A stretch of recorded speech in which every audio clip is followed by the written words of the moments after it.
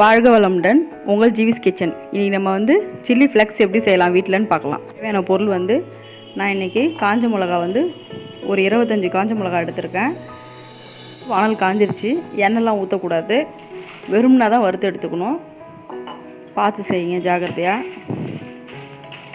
வேற வெடிப்படும், தீயக்கூடாது. மிளகா இதுக்கு தீயாமல் நம்ம அந்த சூடு இருந்தால் தான் மிக்சியில் போட்டு அரைக்க முடியும். அதுக்கோசரம் தான் சும்மா லைட்டாக சூடு பண்ணிக்கோங்க, ரொம்ப வறுக்கணும்னு அவசியம் இல்லை. அவ்வளோதான். நம்ம இப்போ அடுப்பு ஆஃப் பண்ணிடலாம். இதுக்கு மேலே விட்டால் கருகிடும். ஆஃப் பண்ணிட்டுருங்க, சூடு ஆறட்டும், பார்க்கலாம். சூடு ஆற வச்சு நான் மிக்சியில் போட்டு இப்போ எடுத்துகிட்டு வந்துட்டேன்.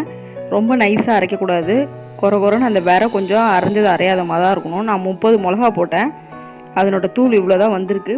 மக்ரோனி, நமக்கு பிடிச்ச டிஷ் எது எதில் நம்ம காரம் பார்த்தாலையோ அதெல்லாம் சேர்த்துக்கலாம். செஞ்சு பார்த்துட்டு எப்படி இருக்குன்னு சொல்லுங்கள். தேங்க்யூ.